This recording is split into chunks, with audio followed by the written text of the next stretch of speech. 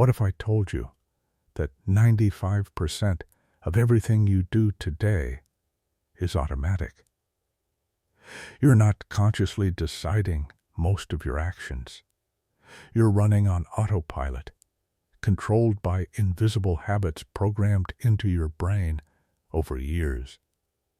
Right now, those habits are either building the life you want or destroying it. And here's the terrifying part.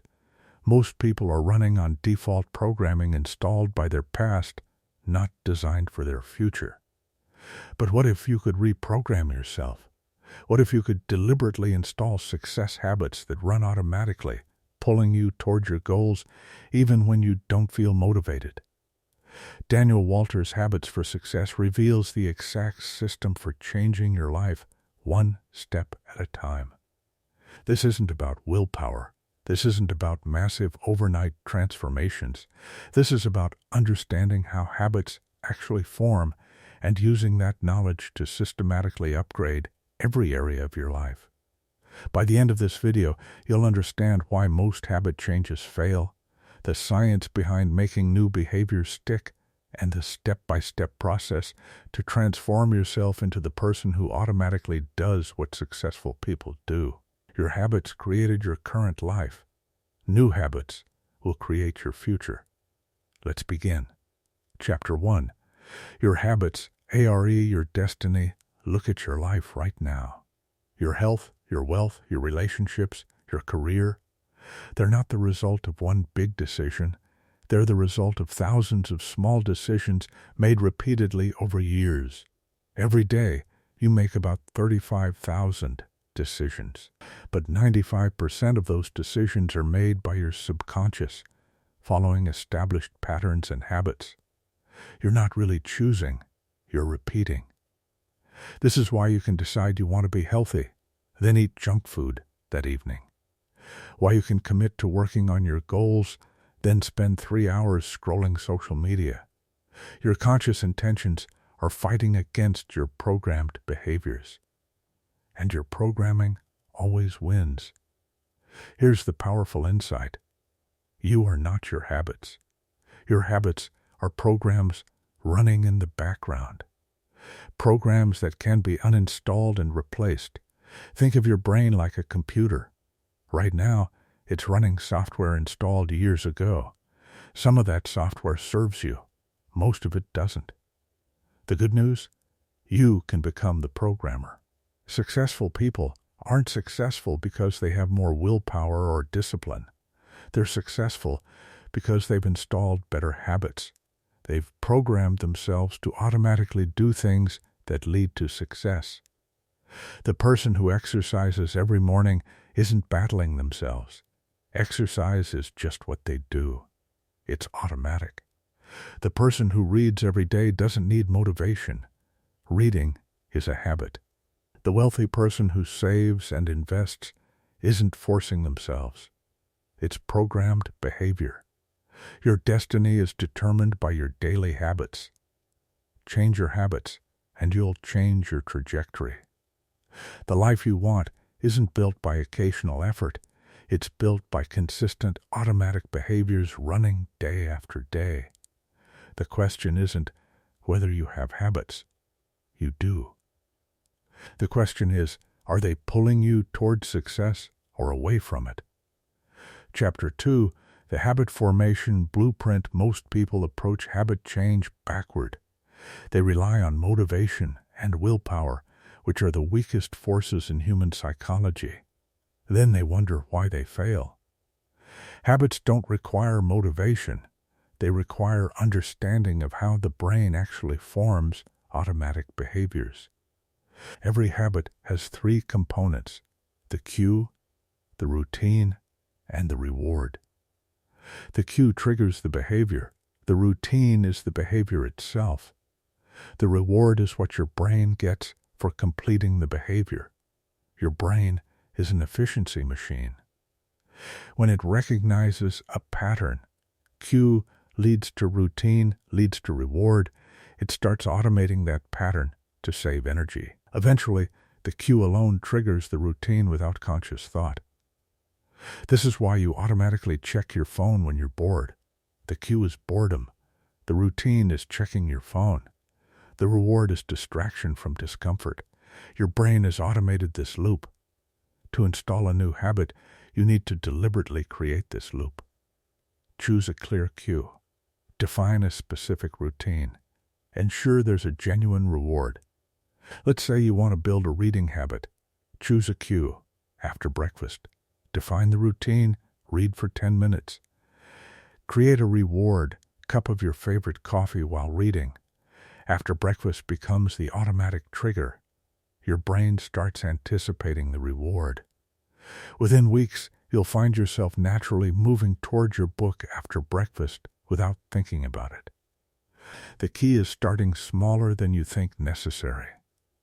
Most people try to read for an hour and quit after 3 days. Instead, commit to 1 page. Just 1 page. It sounds ridiculously small, but small is the point. When the behavior is easy, you'll actually do it. When you do it consistently, your brain recognizes the pattern. When the pattern is established, you can expand it. But you can't expand a habit you never start. The second key is never missing twice. You'll miss days, that's life, but never miss 2 consecutive days. 1 miss is an exception. 2 misses is the start of a new habit, the habit of not doing the thing. The third key is tracking. What gets measured gets managed. Use a habit tracker. Check off each day you complete the behavior. Seeing a chain of checked boxes creates psychological momentum. You don't want to break the chain. Understanding the blueprint is the difference between hoping habits stick and knowing they will. Chapter 3. The Keystone Habit Strategy. Not all habits are created equal. Some habits, when changed, create a ripple effect that transforms multiple areas of your life. These are called keystone habits. A keystone habit is a behavior that naturally leads to other positive behaviors. It's the domino that knocks over other dominoes. When you change a keystone habit, other good habits follow automatically. Exercise is the ultimate keystone habit. When people start exercising regularly, studies show they also start eating better without consciously trying. They become more productive at work. They're more patient with their families. They manage money better. They smoke less and drink less.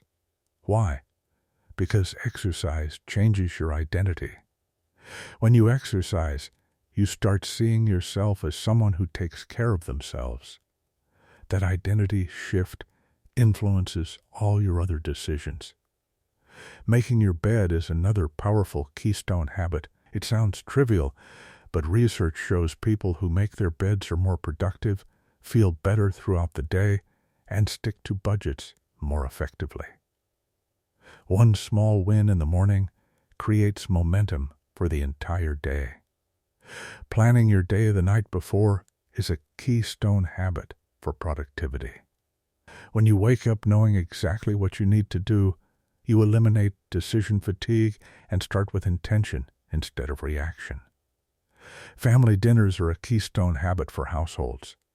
Families that eat together regularly see improvements in children's grades, emotional health, and behavior.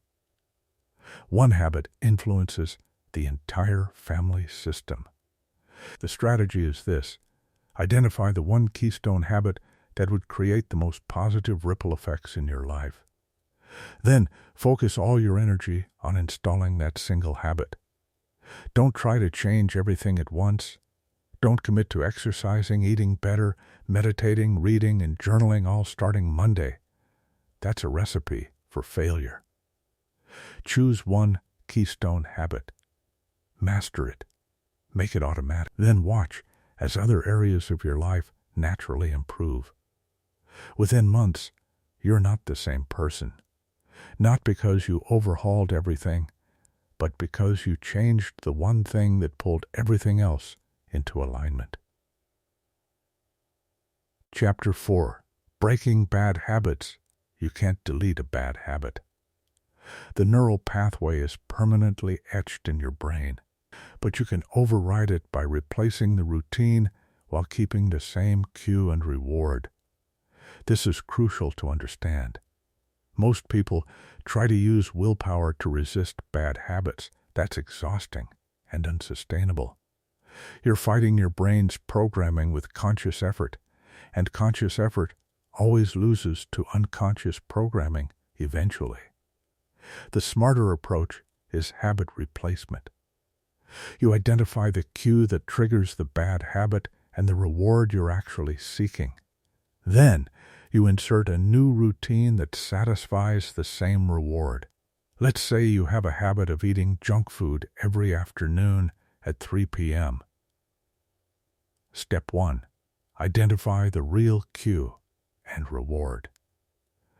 The cue might be time, 3 p.m., plus low energy. The reward might be the sugar rush, or the break from work, or the social interaction of walking to the vending machine. You need to experiment to find the real reward. Is it actually hunger? Try eating an apple. Still feel the urge? Not hunger. Is it the break? Try taking a walk without food. Urge satisfied? The reward was movement, not food. Is it social? Try chatting with a colleague without buying snacks. Once you know the real reward, you can design a better routine. If the reward is a break, take a 10-minute walk at 3 p.m. If it's energy, do 10 jumping jacks or drink cold water. If it's social, schedule a coffee chat. Same cue, same reward, different routine. Your brain gets what it wants, but through a behavior that serves you instead of sabotages you. Another powerful technique for breaking bad habits is increasing friction. Make the bad habit harder to do. Want to stop mindlessly scrolling social media? Delete the apps. Want to stop buying junk food? Don't keep it in your house. Want to stop hitting snooze? Put your alarm across the room. Every bit of friction you add makes the habit less automatic. When the behavior requires effort, your conscious mind has time to intervene. Combine this with decreasing friction for good habits. Want to exercise in the morning? Sleep in your workout clothes. Want to eat healthy? Prep meals in advance.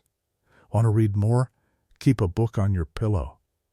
Make bad habits hard and good habits easy. Engineer your environment so that the path of least resistance leads to success. Remember, you're not battling habits with willpower.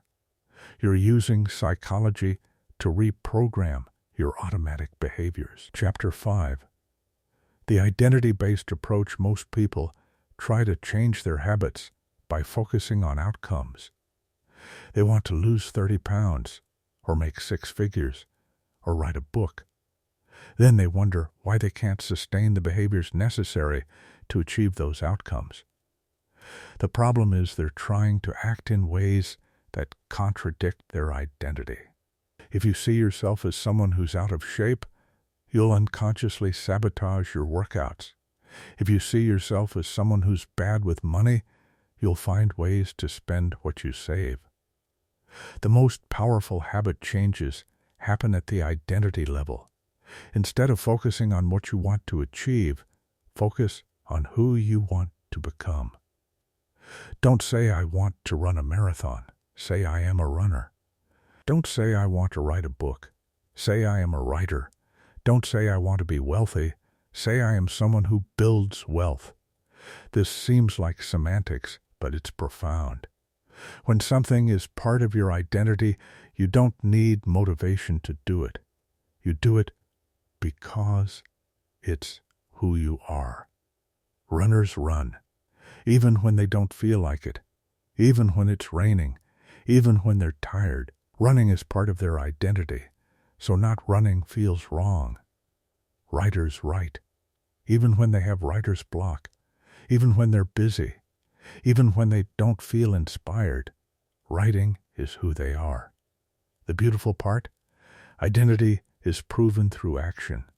Every time you do a behavior, you cast a vote for that identity. Every time you go to the gym, you prove to yourself that you're someone who exercises. Every time you read, you prove you're a reader. One vote doesn't determine an election, but dozens, then hundreds, then thousands of votes. That's overwhelming evidence. Eventually, you believe the identity because the evidence is undeniable. Start with tiny votes. You don't need to exercise for an hour to be someone who exercises. Put on your workout clothes. That's one vote. Do 5 push-ups. Another vote. Each action, no matter how small, reinforces the identity. Ask yourself, who do I want to become? Then act as that person would act, starting today with small behaviors. Over time, those behaviors will prove the identity, and once the identity shifts, the habits become automatic. You're not trying to build habits. You're trying to become the type of person who does those things naturally. Chapter 6, the environment design principle. Your environment is silently shaping your habits every day. The food in your kitchen determines what you eat. The apps on your phone determine how you spend your time. The people around you determine your standards and behaviors. If you want to change your habits, change your environment. Make the good behaviors obvious and the bad behaviors invisible. Want to drink more water? Put water bottles everywhere. On your desk, by your bed, in your car. The visual cue triggers the behavior. Want to stop eating junk food? Don't rely on willpower. Don't keep it in your house. You can't eat what isn't there. Yes, you could drive to the store, but that friction is often enough to break the automatic behavior. Want to read more? Create a reading space. A comfortable chair with good lighting and no TV. When you sit in that chair, your brain knows this is where we read. Want to stop wasting time on your phone? Charge it in another room at night. Remove social media apps. Put friction between you and the behaviors you want to eliminate. Your willpower is finite.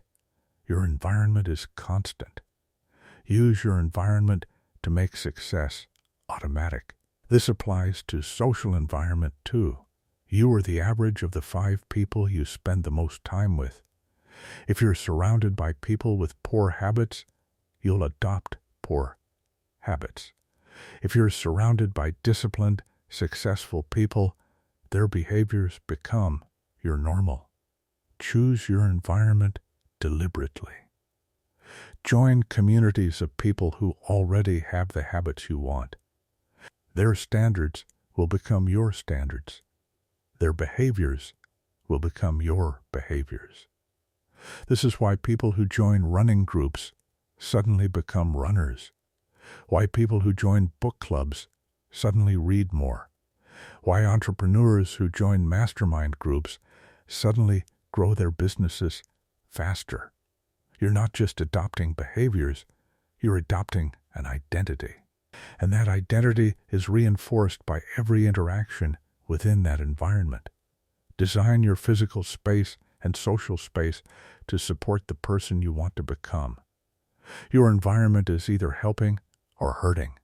There is no neutral. Chapter 7. The implementation system. Knowing what habits to build isn't enough. You need a system for implementation, a process that moves habits from intention to automation. The most powerful implementation tool is habit stacking. You take an existing habit and stack a new habit on top of it. The existing habit becomes the cue for the new habit. The formula is simple. After I existing habit, I will new habit. After I pour my morning coffee, I will write in my journal for 5 minutes.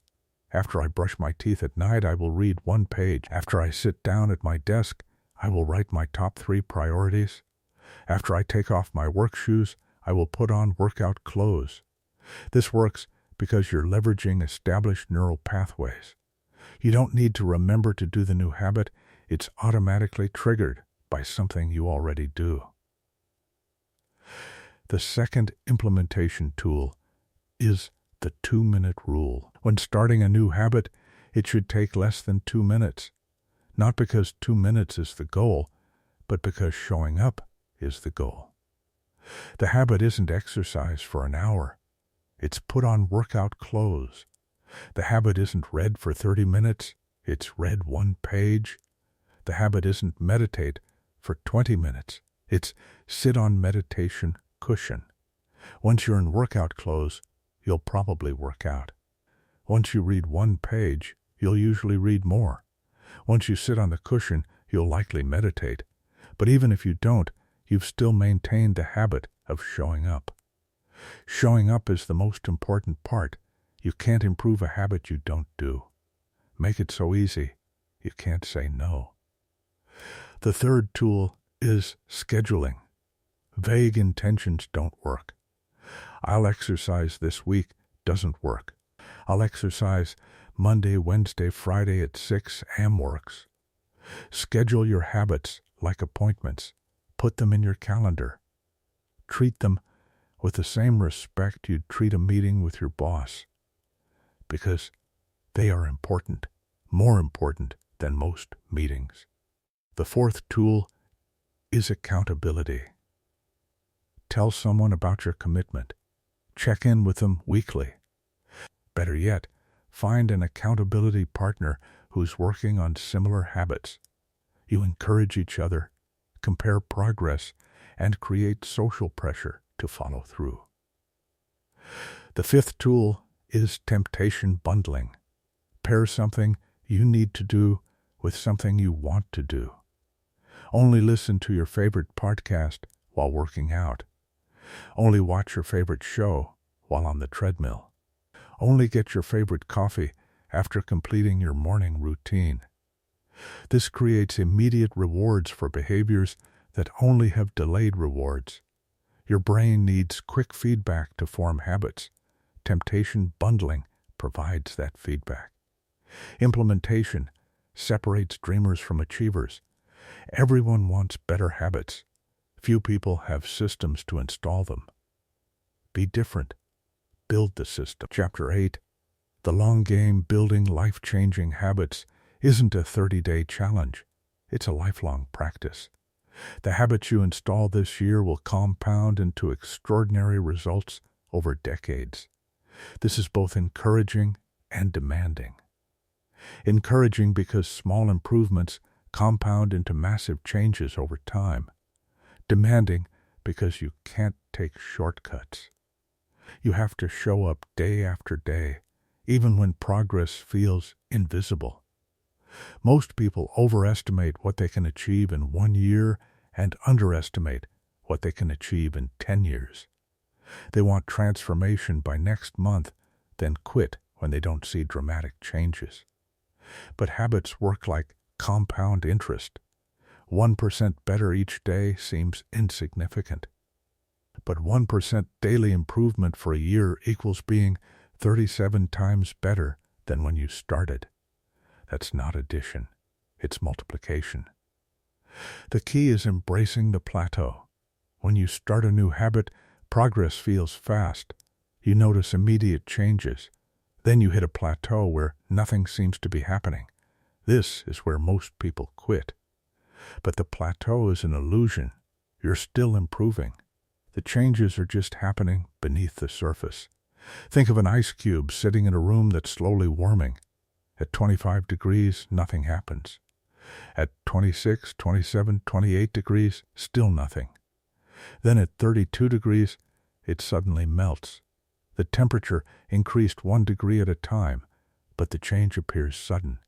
Your habits work the same way. You're making tiny improvements daily, but they're not visible yet. Then suddenly, everything changes. Suddenly you're fit. Suddenly you're successful. Suddenly you're the person you wanted to become. But it wasn't sudden. It was the compound effect of hundreds of small actions. The second principle of the long game is flexibility within consistency. You'll have bad days. You'll miss workouts. You'll eat junk food. You'll skip your routine. This is normal. What matters is getting back on track immediately. Don't let one missed day become two. Don't let a bad week become a bad month. The people who succeed aren't perfect. They just return to their habits faster than others. The third principle is continuous evolution. The habits that serve you today might need adjustment tomorrow. As you grow, your habits should evolve. Stay curious. Keep experimenting. Optimize constantly. The fourth principle is celebration. Notice your wins. Acknowledge your consistency. Reward yourself for maintaining habits. What you celebrate, you reinforce. Make success feel good. The final principle is patience. You're not building habits for next month. You're building habits for the next decade, for your entire life. This perspective changes everything. When you're playing the long game, you stop looking for quick fixes. You stop getting discouraged by slow progress. You understand that small, consistent actions create extraordinary results over time. Your current habits are shaping your future right now. 10 years from now, you'll be the product of the habits you install today. Choose wisely. Your life is a reflection of your habits, but information is worthless without implementation. You know what to do. The question is, will you start? Choose one habit, just one, not 5, not 10. One habit that would make the biggest difference in your life. Then use what you learned today to install it. Make it so easy you can't say no. Stack it on an existing habit. Schedule it like an appointment. Track it daily. Never miss twice. And play the long game. 6 months from now, that one habit will be automatic. You won't need motivation. You won't need willpower. You'll just do it because it's who you are. Then you add another habit, and another. Slowly, systematically, you become the person who automatically does what successful people do. That transformation starts today, not Monday, not next month, today, with one small action, one vote for the identity you're building. If this video gave you the blueprint to transform your habits, hit that like button and subscribe for more content on building the life you want. Drop a comment and tell me what's the one habit you're installing starting today. Your habits are building your future right now. Make sure they're building the future you actually want. Now close this video and take one small action toward your new habit. Today's action is tomorrow's automatic behavior. Let's go.